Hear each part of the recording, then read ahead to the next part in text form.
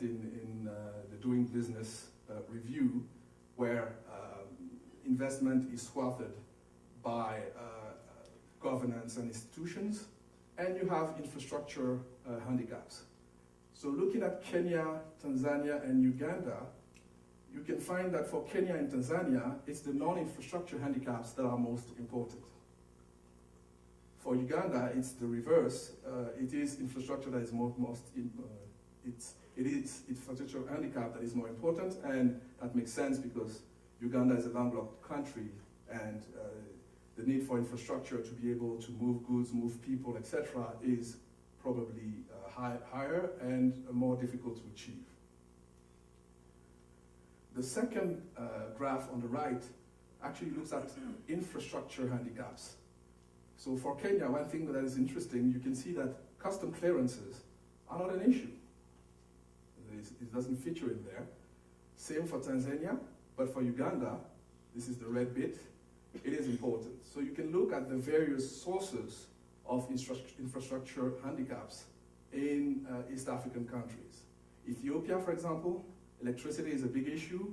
Hopefully, they have very important electricity projects ongoing right now, and this is likely to be less of a problem in the near future. So infrastructure actually is important for companies.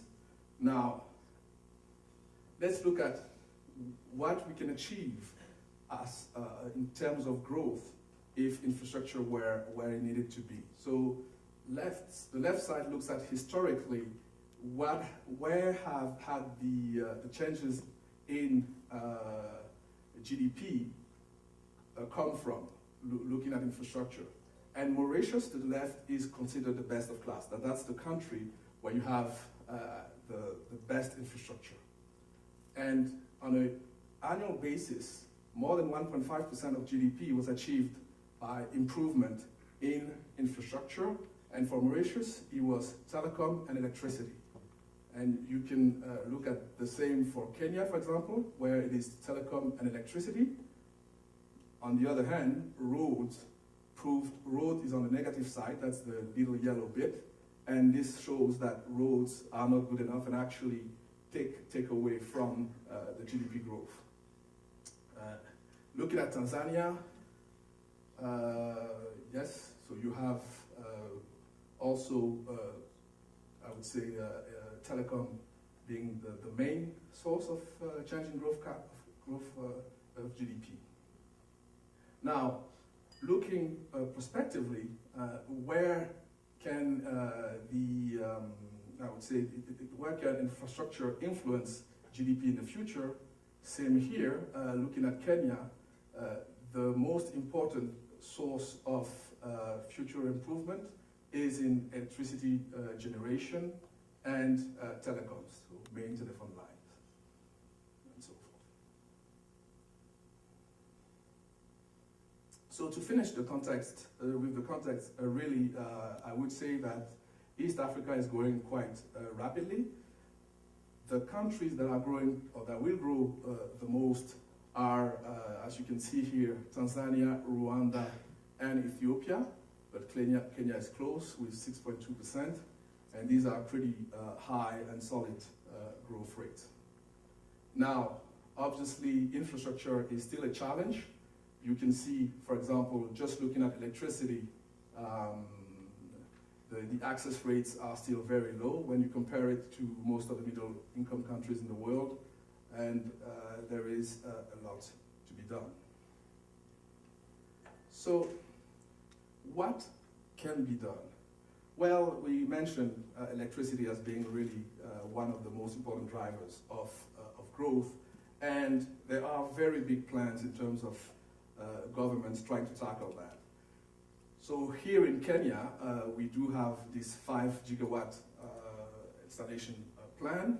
Today, in 2012, we're roughly 1,900 megawatt, and the plan is to go to 7,000 megawatt by 2021. So huge plans. We'll see where what will be the source for this increase of electricity. Same in Tanzania, Uganda. Uganda has a very big dams that are going to be built, most of them by the Chinese. And I think it's very important to see that what has unlocked the potential in infrastructure is the arrival of the Chinese in the market. They have a very significant market share of most of the new projects, and that has increased competition and provided opportunities for the sub-Saharan African countries. In terms of sectors in power, you can see, I would say, right now, the most important piece will still be thermal generation, mostly gas, on the back of the new discoveries in Uganda, in Tanzania, and renewables. In Kenya, everybody knows about geothermal, but also wind power plants like Turkana, which just closed recently.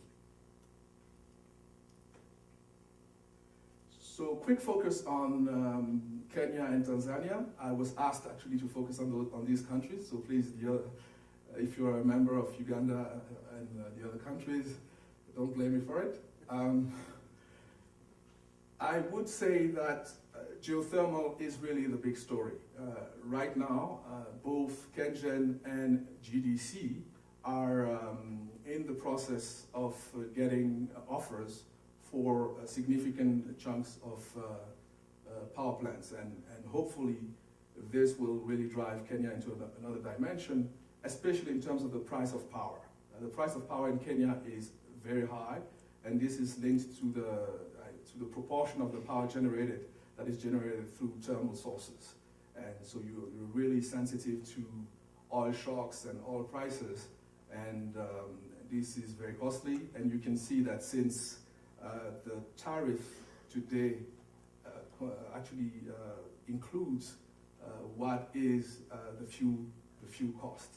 You normally should have that on your electricity bill here in Kenya. It's a way to pass the cost through to the customer and apply what is a real price. Because one of the issues that we had in Tanzania, for example, with TANESCO, is the price that is being charged to the consumer. The price is low. It is not a cost recovery price. And what happens is the distribution outfit, TANESCO, basically the bottom line is doesn't work because revenues are obviously below costs. So the more discrepancy you have between cost and revenues, and the more you're likely to be in trouble in terms of your off-taker and distributor. And this is a situation we face in most countries, and Kenya has tackled that somewhat by passing through part of the fuel cost directly to the consumer, reducing the subsidy.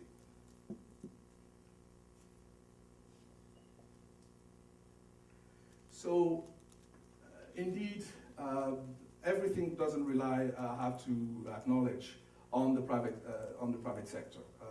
We do think that the private sector has a role to play, but the public sector does, and actually is critical for these projects to happen.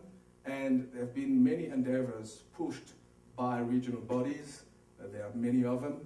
One that is pretty active on the infrastructure front is the EAC, and one of the specific endeavor in power that we have is the East African Power Pool, which looks at basically bundling the generation, transmission, and distribution capabilities of East Africa to provide a very reliable network and affordable power. Let's move from power to other opportunities. I think opportunities in the other sectors are fewer and far between. We look at roads, for example, and roads, as I said, are very, very challenging. We have seen very few roads working on a PPP scheme in the whole of Africa, and that comes because of two main points. The first one being that the traffic sometimes is not enough, and it is very difficult to charge for that traffic. So if you do charge for the traffic, the likelihood is that people will revolt, and there is political risk to having main roads tolled. That's very clear. You have very strong lobbies, tattoos here in Kenya, also a commercial hauler who don't want roads to be tolled because that increases significantly their costs. Another dimension where there is a significant challenge is the government. Right now, the regulation doesn't favor the advent, I would say, of roads in the PPP scheme.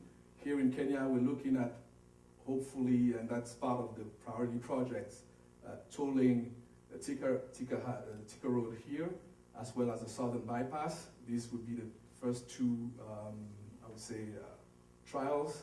Let's see how that goes. But it's not an obvious bit. Let's looking at water. I discussed a moment ago why water was challenging. Water didn't work anywhere. In the mid-90s, there were privatizations of water systems. In Africa, most of them failed. They didn't fail in Latin America. It's an extreme challenge. And in countries as important or as wide geographically or spatially as Kenya or Tanzania, it's even more of a challenge. So now, for the private sector to be able to push infrastructure, there need to be certain conditions, and I would like us to look very quickly at what they might be and how we can help the private sector to take part of the infrastructure burden. So I took the example of power here.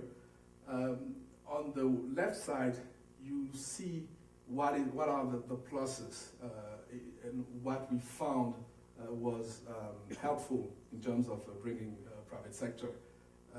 There are really, truly important resources. We mentioned that. Also, we saw that as well, strong forecast in terms of power being needed, and indeed a political will, which is not the same across all the countries. In Kenya, the political will for the private sector to be involved in electricity generation has been demonstrated and quite successful. In Tanzania, it's not quite the same. In Uganda, it's a bit of a mixed story. The Bujagali Dam is nonetheless a success, and this was an IPP, so private sector driven, but it took forever to be built, and there were a lot of issues. What are the constraints? Well, really, I would say the constraint today in power is not necessarily generation. You can still generate, but you would need somebody to take the power from the place of generation to the place of consumption, and that's the issue with distribution. So in the case of Kenya, there's KPLC. How efficient is KPLC in moving the power around and distributing it? And KETRACO, the transmission, where you may have a backbone that is not very wide, and although there is generation, the power generated cannot reach a great part of the population. We see here 73% of the household here don't have power. Another element that is somewhat critical, it is the political landscape in terms of investors feeling that East Africa is a safe place to invest and that politically it is stable enough. That has been a challenge of late, considering what we see in South Sudan, in Somalia, some elements here on the coasts, etc. This gives poor pause to investors in terms of investing large sums of money for infrastructure. And I think the last point is, although there is political will to get the private sector into infrastructure, there are also elements within the government or the institutions that block progress, which are the existing bodies and the way they function, whereby for the private sector to thrive, they would need, in a sense, to scale down and have their role somewhat rolled back. And obviously, they don't want that. So to almost finish what I have to say, there are, and we've been approached by many investors, especially in the geothermal front, Japanese, people from South Korea, Americans, etc. And this is the picture of what they require for infrastructure to thrive in this country and in East Africa. So we discussed it, macroeconomic and political stability. When you talk about macroeconomic stability, is having a banking system that works, interest rate that are known, inflation that is under control. All these things are important to investors, especially when they're investing in a long time horizon. Bankable project documents. This is a big challenge for infrastructure. For example, right now, we're in the middle of discussions on a project with the off-taker here, and the question is, who takes force majeure risk? So if something happens, a flood, etc., who takes that risk? Generally, this is taken by the government or by the state, because the state is the best equipped to take that risk. A private company or private individual cannot sustain or bear the risk of force majeure. Well, now there is a pushback from the state to take all these responsibilities. So if the state doesn't take them, who is going to take them? And how will the project really work? The likelihood is that the investors won't do the project. So bankable project documents is extremely important. The view is that the government has control of infrastructure projects through taxes, through the ability to block imports, through the ability to expropriate, and so forth, through rule of law, legislation. The government is the main partner of an infrastructure project. And we need the government basically to take that part of responsibility, knowing that they have that element. Let's look, for example, at KPLC. Once again, there was a plan for prices or tariffs to increase. Now, when the political regime decides that there won't be any increases, that is an issue, because projects were banked and financed on a business plan that included the tariff to increase. If the tariff doesn't increase, then there are less revenues, and KPLC becomes a less sustainable or credit-worthy party. So look here at the influence of the authorities in this project. Sustainable tariffs, that's something important and we discussed. There's a need for an energy tariff to be transparent, and it's not the case. Very important. And the last one, which actually meets with what John said, is the access to private and public capital. This has to do with doing business and all the I would say, financial barriers to investment. Thank you for your attention, and happy to answer any of your questions.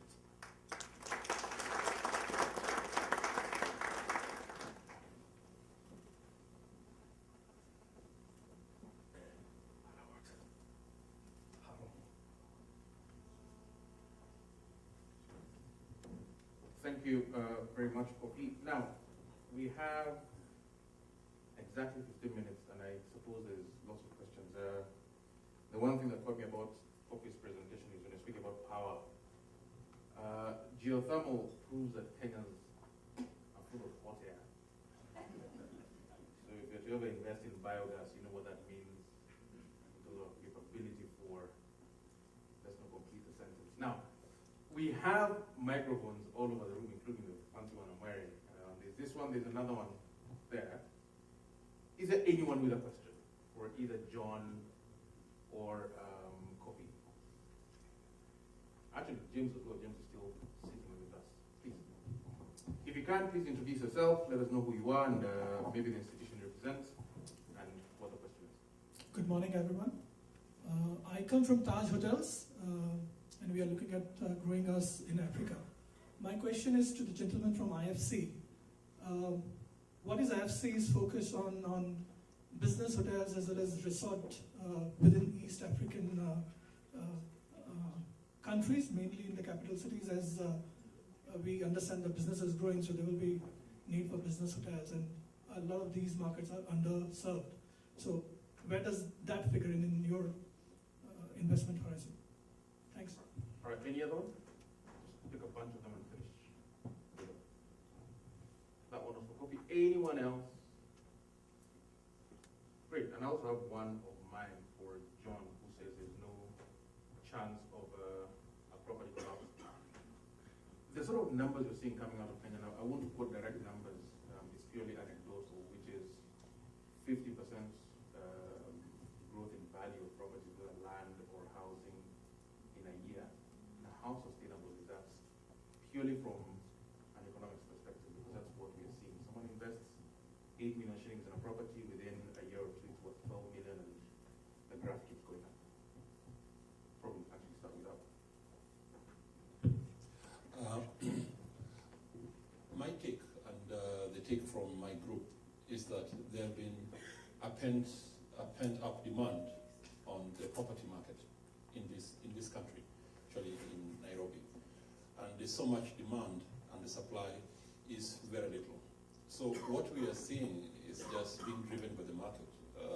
Listen, there's so much demand, there's so much money out there, which is circulating around, whether legally or illegally, but they're looking for good deals. So we think that is what is driving the price high. We don't think it's being driven by private sector credit from bankers, from banks who are giving so much credit, cheap credit, for people to drive property prices. So that's our take. What about the pure question of speculation? So buying a property now, especially if the rise lots, look at the fundamental value of that property. Sorry, you have to speculate that prices will go up. That's a normal human phenomenon when people speculate. The reason why, I think basically what we say, and I used to work at the central bank, and this was always the issue, it's not wrong to speculate. It's an economic phenomenon. Right, great. Kofi, the quick and guilty. I think yours is on, I suspect. Your little fancy device, yes. Yeah, maybe I'd just like to add on to that point. If you look at Africa, specifically looking at East Africa, the level of urbanization is still very low. So we are still doing an average of about 23-25% across East African countries. We expect that percentage to keep increasing. If you look at the most developed countries, you're talking about 70, 75%, 80% of people living in urban centers. So in East Africa now, you're seeing a lot of that urbanization taking place, and therefore that's driving significant demand for property. So that will continue to drive the prices up over the next probably 10 years until you stabilize at some point. Yeah. I think you used your fancy slides. So I'm not sure I got your question. Was your question about what does IFC do to invest in underserved areas, and what would these underserved areas be? Just to have a sense of that. Yeah, that was essentially I wanted to know. Okay, so first let's look at the rules of engagement for IFC. We are part of the World Bank Group. We do private sector financing, but we recognize that we have financing from the public sector. It's the member states of the World Bank that have put capital into the company, and first we need to make sure that we don't crowd out the private sector. So if a bank or anything wants to invest in an area and is present, we shouldn't come and undercut them, because our view is that the private sector needs to thrive, and we will work where the private sector cannot come. So that's one rule. The second rule is still that we have to make money. So there may be underserved areas, but if there are no projects that are worth investing in, we won't invest in them just for the sake of investing in an underserved area. And the reason being that we want capital allocation to work. There's no point of dumping money at projects that don't work just for the sake of doing it, because the likelihood is that the project won't be sustainable and the money would be lost. Not only would you do that, but you would actually crowd out other players that may have alternative projects around the area. With your power, you have the money, you have access to the government, you have the best trained resources, etc. It becomes a difficult proposition. So these are the rules of engagement. Now, we do recognize that certain areas and certain sectors may need a little bit of help. So we will do it at the margin. It's a bit of a judgment call, whereby we will go somewhere where the private sector doesn't go, or the private banks doesn't go, private funding don't go, sorry. But we would do that such that it disturbs the overall market to a minimum. So for example, let's take geothermal here in Kenya, looking at infrastructure. This is a sector that is growing, that has already some level of private sector involvement, but that is not there yet. Can we, with our money and our investment, actually help that sector to move to the next phase, knowing that it is really at the threshold? I think that we would do. So these are examples of what we do and how we operate. All right, any other questions for the gentleman up on stage?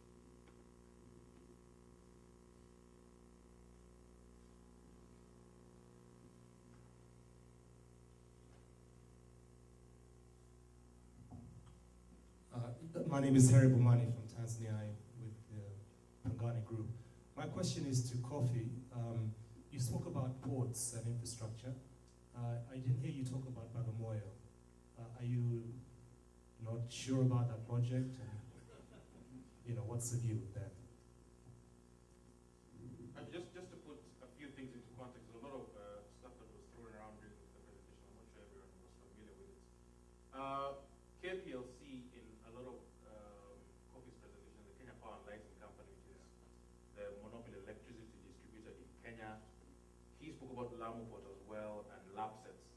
LAPSET is literally this Lamu Port, South Sudan, Ethiopian Transport Corridor, which is a port in Lamu, which is in the north coast of Kenya, that leads all the way into South Sudan and Ethiopia. So I hope for those who are not too familiar, that puts that into context. Bagamoyo is a port that's planned, I think is the best way to put it.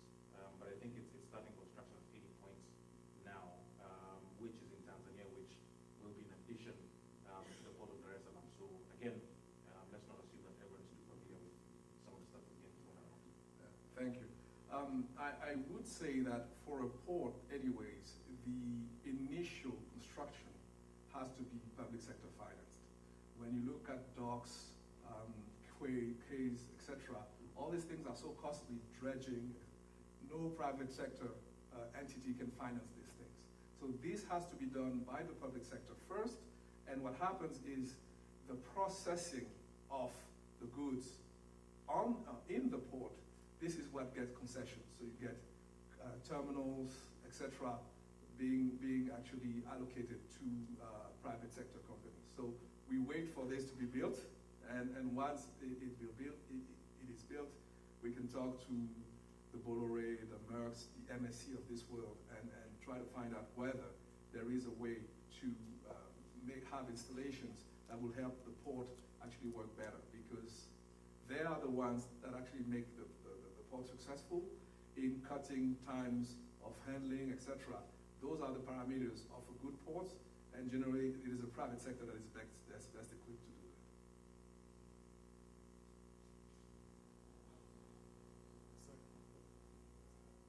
that. Okay, yeah. Just to come back on and rephrase the question, what I was asking, in Tanzania we have 3 ports, Dar es Salaam, Tanga, and Twara.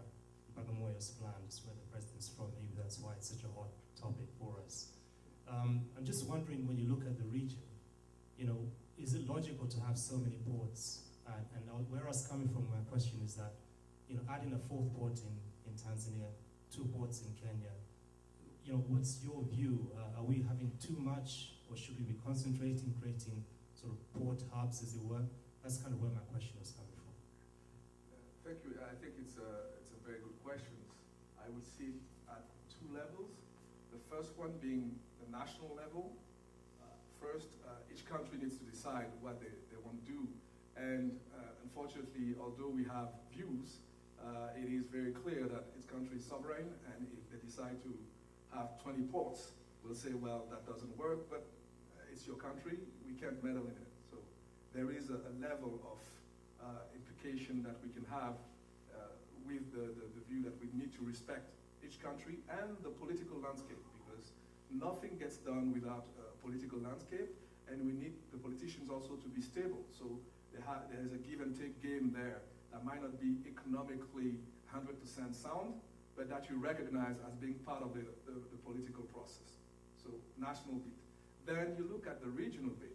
We have all these organizations with nicely dressed folks, including us, hopefully, that apparently do not have the power that is apparently vested in them to shape something that works regionally, as you mentioned.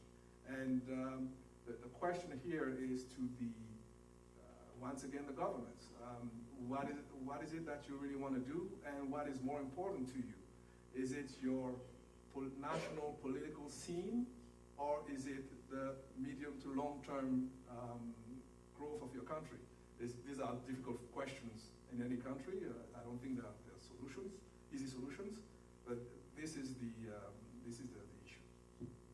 And if someone can actually be friendly enough to ask in the context of your question, do you actually need an airport in Nairobi and another one in Kilimanjaro? Because we're going to serve northern Tanzania and East Africa become one region, then you can serve either one or the other. People in Nairobi can actually land in Kilimanjaro. If you're going to northern Tanzania, land in Nairobi and be served. These are important questions, and I'll be honest, as a journalist, these are some of the things that we face with some of the questions that we ask. We don't have straight answers. Kofi would not dare say anything that will be controversial, but it will be the headline tomorrow, I promise you. So that's probably why he is not being able to say certain things. But there are political positions. You pointed to one of them with regard to Bagamoyo. But yes, are there too many ports being built in the region? One way of answering it, there isn't enough traffic now, but what will the issue and situation be in 20 years? What if Ethiopia comes on stream? What if Eastern DRC comes on stream? There'll be a lot of volume coming in. So who knows? Well, yeah, if I could just also briefly comment on this, it actually leads to a very strategic kind of discussion, because it's not just the ports. If you look at electricity, for example, Ethiopia is focusing on power generation right now. They want to be the cheapest provider of electricity. But we also see DRC is also going to come up with the biggest dam and power production plant in Africa. Kenya, we are trying to come up with our own 5,000 megawatts by 2017, 18. So strategically, should we be each one trying to do their own thing, or should they come together and get one country to do what they can do best? Agriculture, we are not the cheapest producers of maize. Should we just leave that to Uganda and focus on our strengths? But I guess the East African community coming together, maybe those are some of the issues that will be addressed strategically. Big issues, big questions. You know,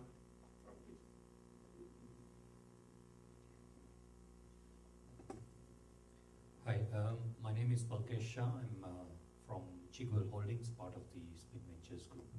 My question is to Mr. John Randa.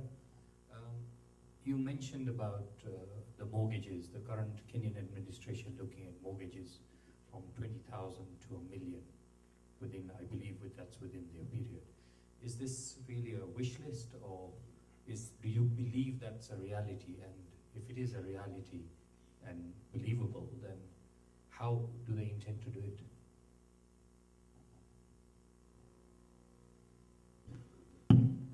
Yes, I think they are focusing on how much is it called premium? What people pay monthly?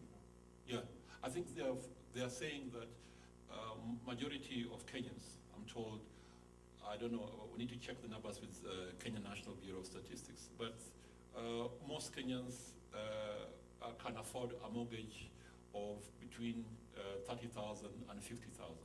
And most Kenyans, I'm told, earn around 80,000 on average.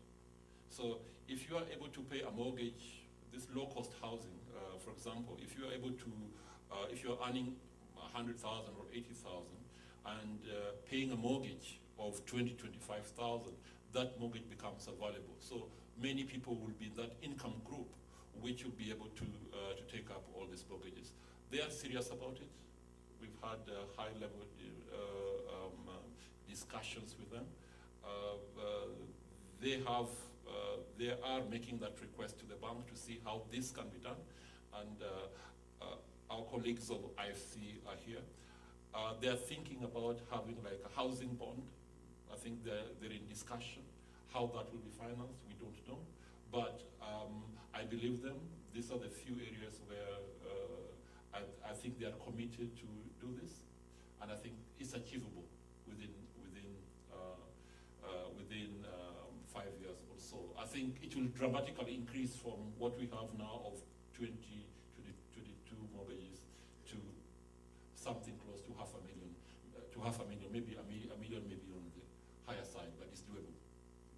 All right, again, just quick context. A Kenya shilling is worth roughly between 84 and about 86, 87 shillings. So the figures that I've put in Kenya shillings, that should be able to video calculations very quickly. I saw a hand sneaking out. The only problem is, hold on, let me beg your microphone. It's now 10:48. We're supposed to break for tea at 10:45. Shall we take that question? She looks like she really wants to ask. Shall we? With everyone's permission? But everyone will be back here on time.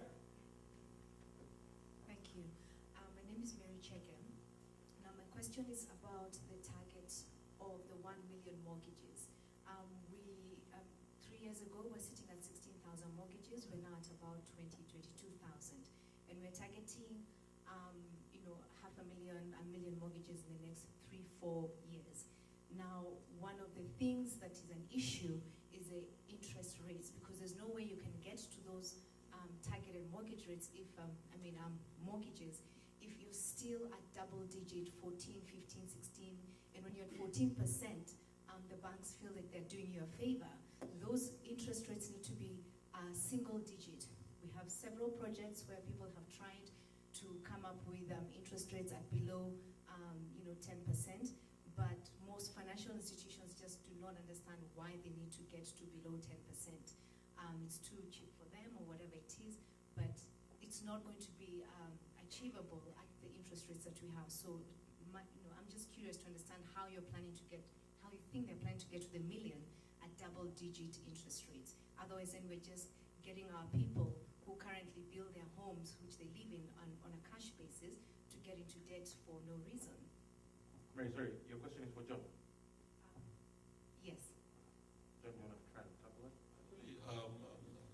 I'm sorry to say this, but they seem also serious in reducing the interest rate spread. And very soon, we expected the announcement to be made this week, but this week we are midweek.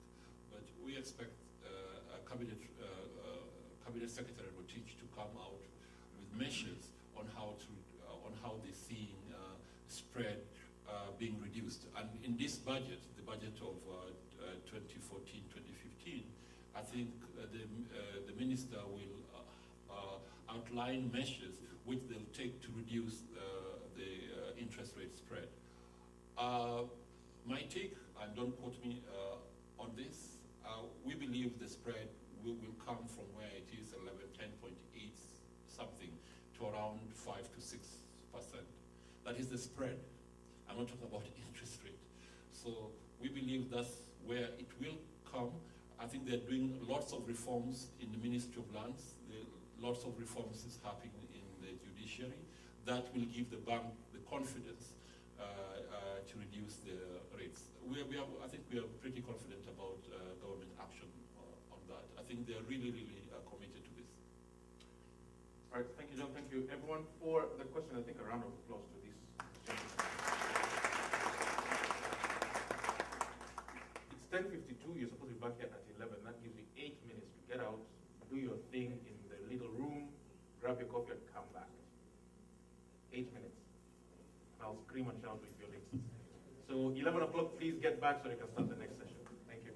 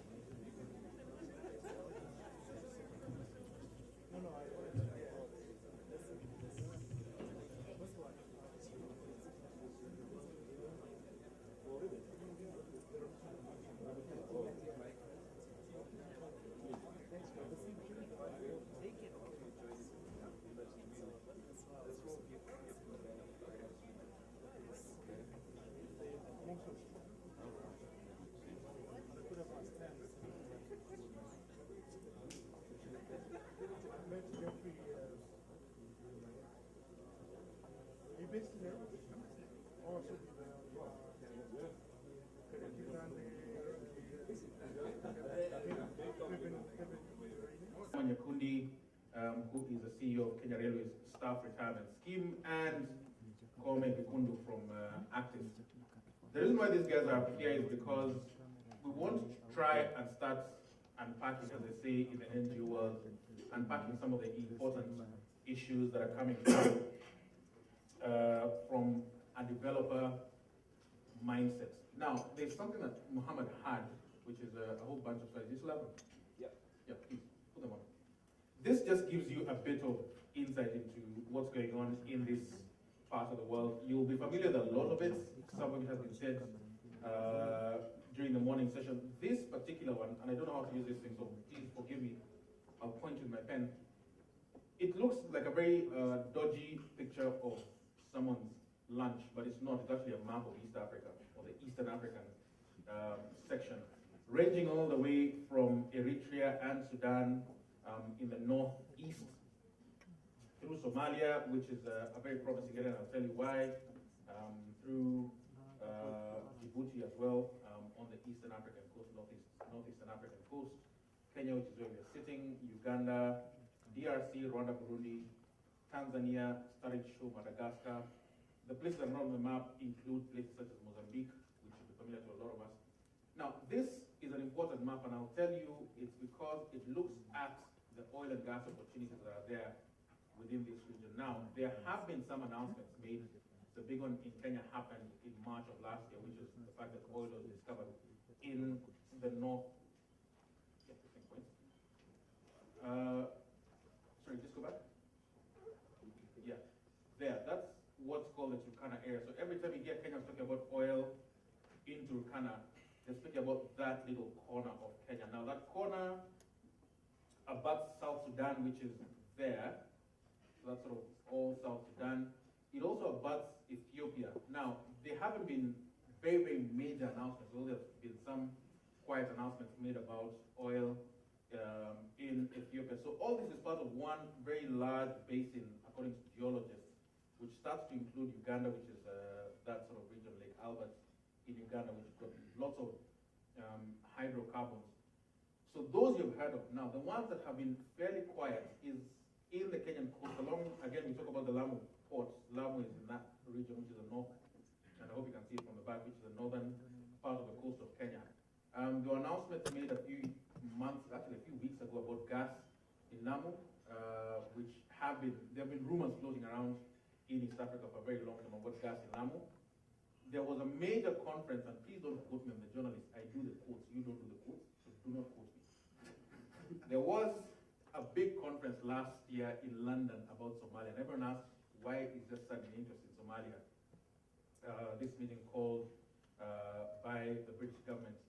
The rumor was, according to where some of us sit, is because of major gas finds in along the Somali coast, and obviously that does generate a lot of interest from people. Going further south, there's proven gas deposits, obviously, in Tanzania. If you go down below that, proven gas deposits actually starting to be exploited in Mozambique. Now, that's a hydrocarbon, and these are just blocks. It's what companies come and bid for. They say, we have a block that we have rights to exploit. So they explore for these blocks. If you find anything, then well and good. If you don't find anything, you can bid for another block. You guys probably know this way better than I do. So that's a picture of the blocks that are there in the East African region. The next one is, let's see what the next slide is. Yes. Now, this is extremely important. Again, it's stuff that will be familiar to you. The quote that's out there, Africa is held back by land ownership confusion.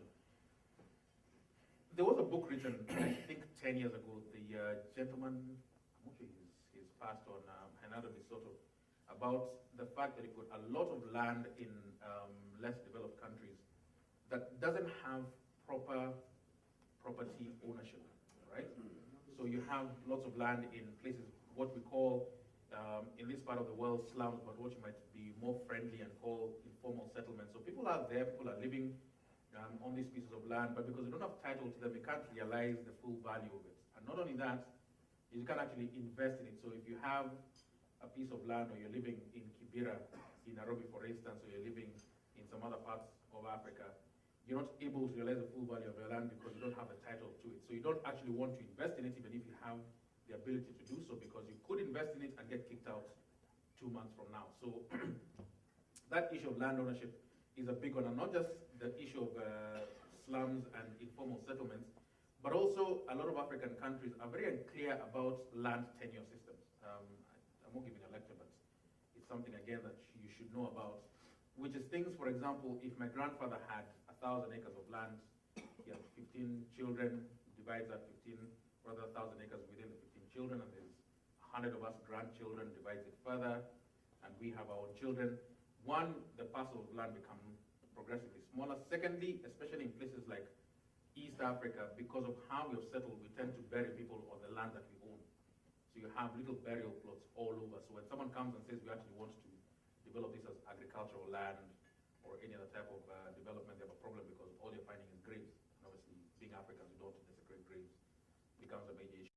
Mirroring what's happening to technology clusters. There's a lot of them in places like the United States, Northern Virginia.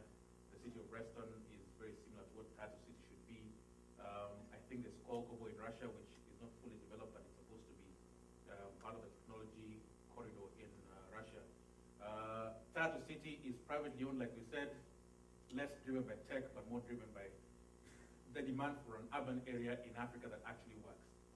So you speak about things like making sure with mixed use developments in a place like that, making sure that you have an ability to attract people to bring their businesses there, an ability to have and provide proper infrastructure for transport, for water, for electricity, etc. So these are some of the developments that you'll hear a lot about in the next 2 days. We'll speak about Tartu, we'll speak about Konza. I think all still within the development track, but some of them have been slightly derailed by a lot of factors within and out of the control of government and the developer themselves. Is there any other slides? Oh yes, and Garden City as well. Garden City is very similar in the sense of trying to develop something that's useful to people who would want to live there. Knowing Nairobi, if you came this morning, if you're not staying at this hotel, you must have been on the road. And like we said, it's a nightmare just trying to get from one part of the city of Nairobi to the other. And so some of the ideas behind some of these things, Tartu, Garden City, Konza as well, is just to ensure that you actually have a livable environment. Nairobi is a very nice city, it's my hometown, but it can be a nightmare to live in sometimes. You can't predict how long it will take you from one place to the other. You cannot predict what happens with regard to water supply. You cannot predict what happens to electricity supply and schools and everything else that would make someone want to live in one place and not the other. So all this is context to what we are going to do with the gentleman. I'm probably starting with you, Graham, just the context again of what it is like to develop some of these greenfield cities and locations. What's the experience been like? I think that, there are a number of advantages, and I think you touched on them with reference to Garden City, but you see it as well as Two Rivers, where you have some scale, because it provides for developers, other developers, a solution where land title has been sorted out, where if it's at a sufficient scale, the master developer is addressing issues of power and water provision for that area. So there are a number of advantages that you can address within an area that is controlled by one master developer. I think that's a big advantage. The difficulty, obviously, is scale, and how big do you go, and how much does the private sector have to finance? Because to some extent, you're taking on a lot of the public sector responsibilities around infrastructure provision that you're financing without any subsidization or contribution from government. So that's the big danger, is how long can you hold this before you're able to start generating some revenue. Having said that, for developers, when you're developing within places like, let's say, Westlands, whatever, I think one of the biggest problems there is a lack of certainty about what's going to happen in that particular area in terms of government approvals and a lack of infrastructure, but continual approval by government of more and more developments, which again starts to put a responsibility on the private sector to look at infrastructure issues that are not necessarily its its responsibility. So there's a potential for one to start taking on costs that the public sector is almost externalizing to the private sector without actually saying it's doing that. In terms of, and I want to bring you back slightly to your previous slide with Tasman and the developments there, the issue of having full access to title of land in which you want to develop. Again, because of the way Africa is, where you have title everywhere. You know, so you've got 1,000 people you need to convince, and if 900 agree, the 100 can actually make you not develop a property. Is that a big issue? Is it just a problem in Kenya? No, I think it's. I think it's an issue everywhere. I mean, I know that, for example, in Uganda there were issues with. We have a 300-acre development on Lake Victoria. There were issues with title. There were issues with the cadastral encroachments. A whole range of issues. So even if you're able to assemble the land without getting involved in a whole lot of family politics, and I think that's a real issue. And I don't think it's necessarily just Kenyan. There can be other issues of encroachment, etc. So you have to realize that assembling land can be difficult. It's not difficult everywhere. It's not difficult if you're just buying a plot to develop, let's say, in Westlands. It's not necessarily going to be a problem. But there are, and I think that makes the notion of developers doing joint ventures with landowners extremely difficult, because you're not necessarily aware, your due diligence is not necessarily going to unearth what the potential conflicts are within the landowner's own family. So it does mean that the ability to partner with landowners, and there are many development opportunities where there's good land, the landowner doesn't necessarily have the cash, is looking for developers to co-fund, where that potential is undermined because of a whole set of other sort of family politics or politics of the small people. Someone, you manage a retirement scheme, which obviously, as a retirement scheme, will tend to have lots of money in them. The experience, particularly in a country like Kenya, and I know Uganda as well, has been to invest in land because it's easy. Go and buy a 1,000-acre piece of land, hopefully it appreciates in value, sometimes put up property in it. If you start thinking about the more sophisticated things that people are trying to do with your tattoos and your garden seeds and things like those, are you thinking about that as a potential place to put your money? If you are, why? If you're not, why not? I think for us in the pension industry, that's a good way to go. And the problem that has been is schemes have huge sums of money, and some schemes have land like the one that I manage.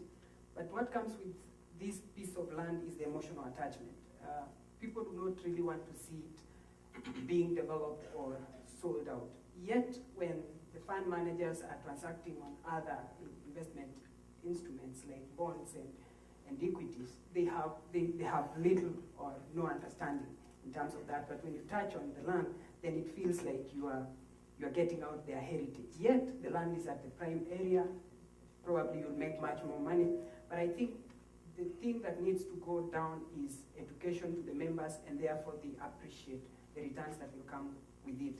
Again, the other issue that comes with such a process is governance issues, that people start reading malice when there isn't any anyway. So I think if it's done above board and everything is put on pen and paper and the correct process is followed, I don't think the schemes will have a problem to do that. All right. Edward, what's your experience been like?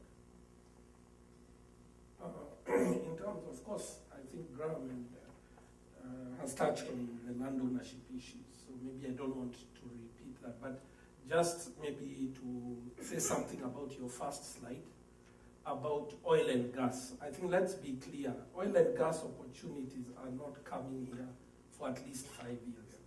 And I think John was absolutely right. The oil and gas is 2018, 2020. Hold on, when you said not coming...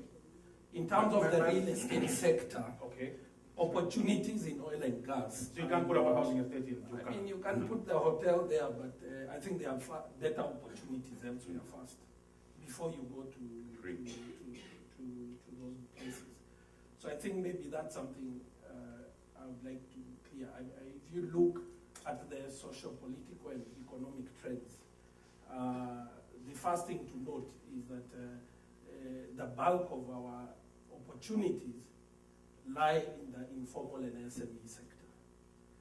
because 14 million people work in Kenya. Of those, 12 million work in the informal sector. So you can't ignore the informal SME type sector in terms of if you're looking at opportunities here. In opportunities for, in business and trade. So for example, you will find that 3 4-star hotels in this market will do very well in the next 5-10 years, because there is opportunity, that's where business is happening, that's where trade is happening. Now, apart from the SME sector, and these are, I'm sure, things that the economists will tell you, the youth bulge is a huge demographic phenomenon. And what is happening is that there is a lot of concentration in properties for sale, but actually the opportunities lie in properties for let. And that's why when you drive to Githurai, Kikuyu, you'll see a lot of development happening.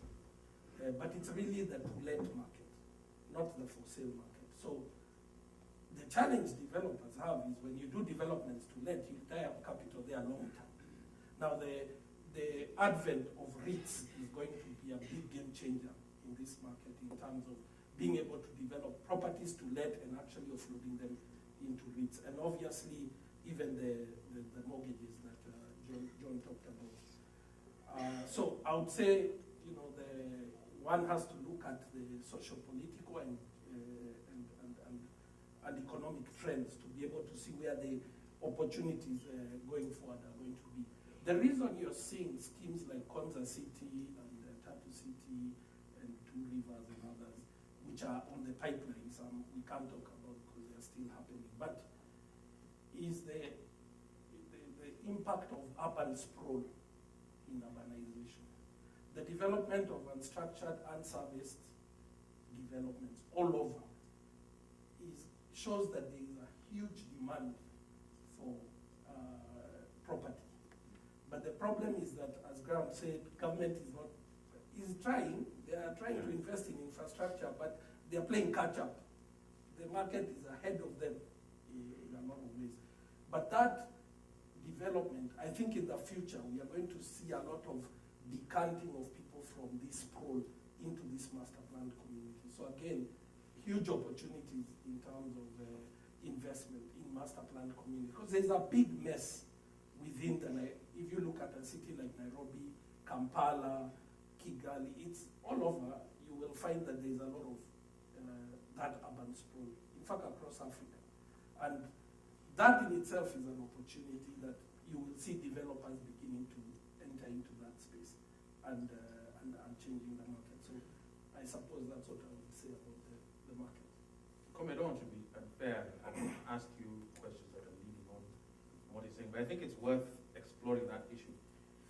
The thought that occurs to me is that if government was to get its act together with regard to provision of services, with regard to provision of infrastructure, then the need for such master plan communities starts reducing.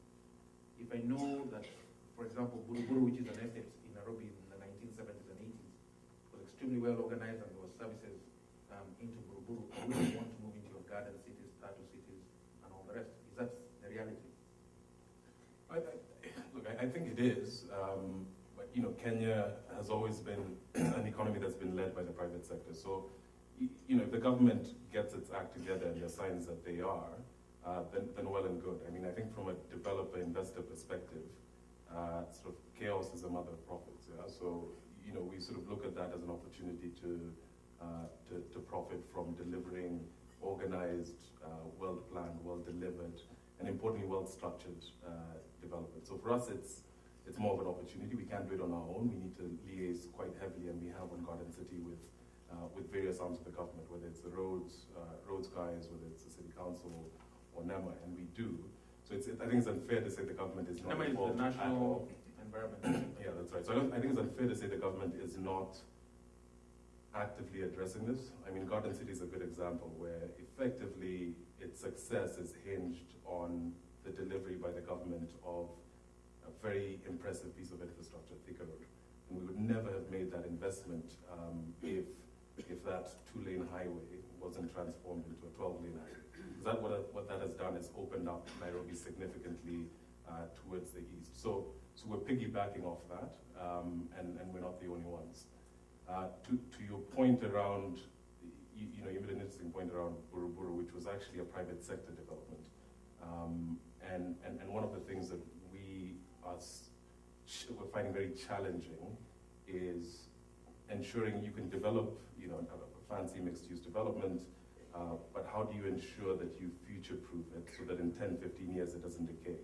And there's a lot of structural and legal work that needs to be done to ensure that happens. And I think we will be one of the first in the market to introduce within sale agreements for residential housing, caveats and very sort of stringent terms and conditions that may or may not be accepted by the bulk of the buyers, but I think will add value and longevity to the development. Because that brings a question to me. There's a friend of mine, well, two friends of mine who bought properties in a place up in the north. It's near Kiambu. I will not mention it in case people are sitting here. But what I found, and it's so new that people haven't actually moved in. You sort of have in a certain property, I think it's about 40% of people have moved in, but people already started putting up gates, started putting up metallic fences. There's again an attitude with Kenyans that you have to fence your property for it to be legitimate. Soon you start seeing people putting up little rooms for their firstborn sons because Africans cannot live with their firstborn sons. That sort of thing. And when you talk about future proofing, the issue is people will not accept. They'll say, listen, I bought this house. I'm going to put $200,000, $300,000. You cannot tell me what to do.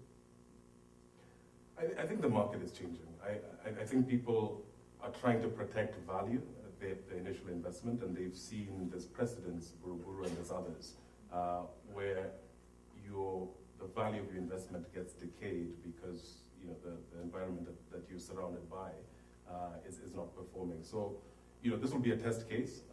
The initial conversations we've had with tenants on the retail component of Garden City, as well as the residential buyers, sort of suggest that they will accept it. It's a big risk, but this is not a low-income development as well. I think that the nature of the buyers that we've targeted and secured, they sort of get it. So I think it's less of a risk. I mean, I do think it's changed because what master plan development offers an investor is certainty, particularly if you put in place the management systems going forward as to what your neighbour's going to do. And you don't get that certainty anywhere else. So that's a big advantage for people investing in areas. I mean, I think it's different when you're doing a lower density residential environment. You have to have possibly gentler kind of controls as to what happens, and it's possibly more difficult in middle and lower income markets. But increasingly investors want to know, and in the absence of government having the capacity to enforce its planning rules, because I don't think it's about not having the planning regime. And I think government spending on roads has been incredibly good in terms of what's levered in investment. So the Thika Highway, the Northern Bypass, gives access to two rivers that completely changes the nature of what two rivers would be like otherwise, because now it's got access on both sides.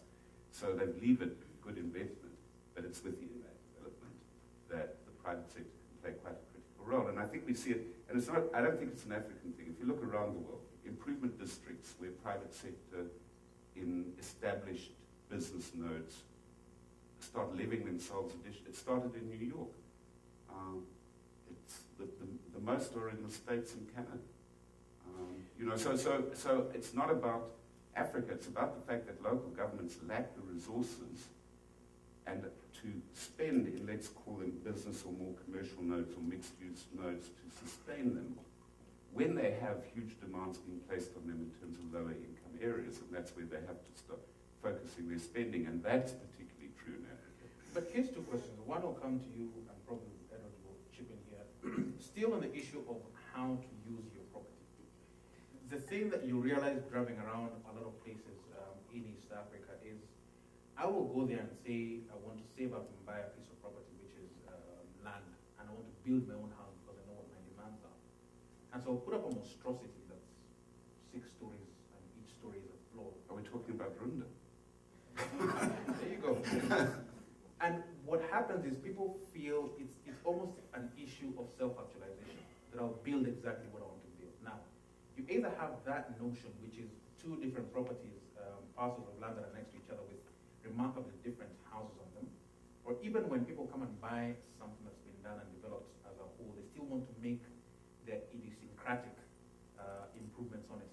That does become a problem because it's in almost everywhere, including when you say you're future-proofing such a property, people will still feel the need to do something, even if it's just to paint the wall blue. I wouldn't agree, but let me just say two things first. One, it's not the government or municipality or county government's business to do real estate development. That is the private sector. The government's role is to provide infrastructure and civic facilities. If we expect, and I don't know what the World Bank people think, but if you expect government to now sort out the issues of Buruburu and other sprawl and what has happened, it's not really. Why not? Let me challenge you on that because hold on, Edward. When it says for the government, fine. It may not be national government, but municipal government does have a role in planning. It does have a role in approving certain things that people are doing in their homes. It's still a government function. That is true, but even if you go to New York, you will find the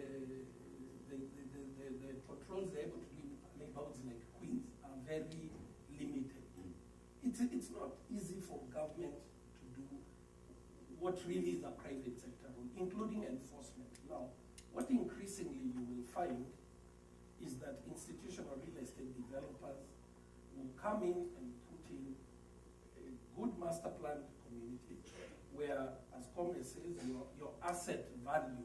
Yes, property is appreciating in Githurai, but it would appreciate more in a well-planned Githurai is a suburb of Githurai. service, which is basically part of the urban sprawl.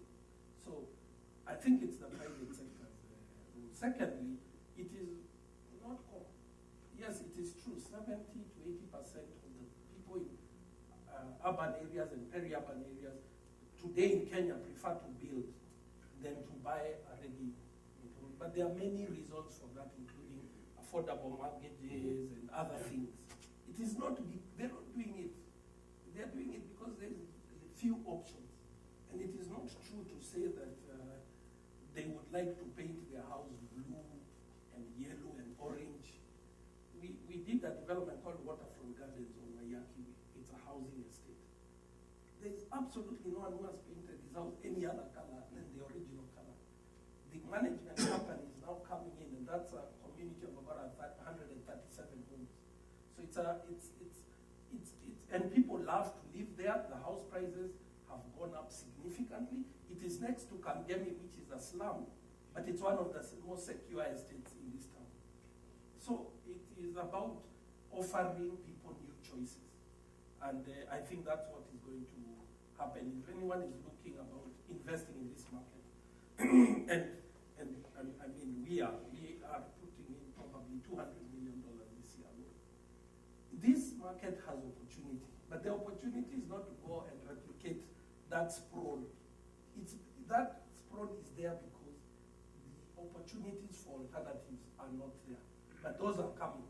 They're increasingly going to be available, and you will see a lot of people move from sprawl into master plan community going forward.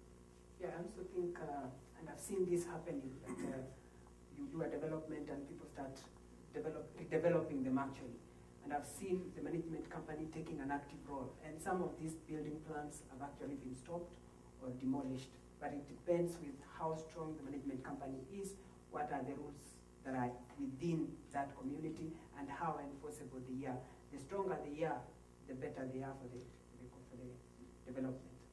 I think just maybe the final point on that issue is, I think what you're seeing in Nairobi a lot increasingly, particularly on residential, is the advent and the strength of these sort of neighborhood associations, whether it's a Kaya Neighborhood Association, the Runda Association, and they're very influential, and they'll use all the leverage that they can to prevent high density or any development, for instance, that sort of takes away from the value of their houses. And I think you'll see a lot more of that, and it's a great thing for the residential. Sometimes it frustrates developers' ability to sort of tap into new developments in those nodes, but that's a dynamic that I think overall will help the city and make sure that it grows in a sort of planned, organized way. All right. Any quick? We're going to take two questions for the guys up on stage.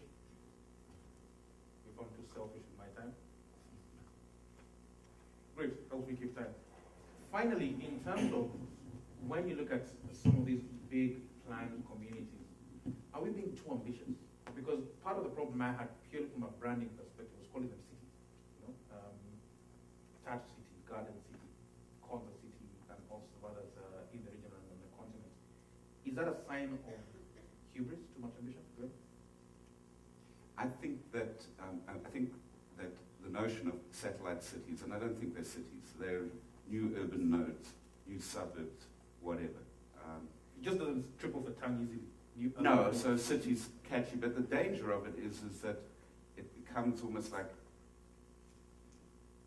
you need a satellite city. I think it's one of the key responses to urbanization, but it has to happen where you need to respond to urbanization. So in certain parts of Tanzania, the satellite city is not yet warranted. It's at a point when the city is expanded to a certain point that it makes sense.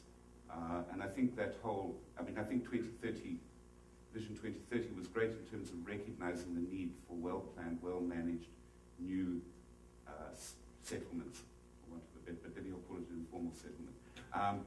New planned settlements is critical if we're going to respond to urbanization. But city, is probably the wrong node, but you can't say welcome to the Tartu urban node. Yeah, I think the ones we have seen, and no pun to anyone intended, are highly ambitious. So the ones you are showing here are massive, highly ambitious projects. If they happen at all, like Konza will need a lot of government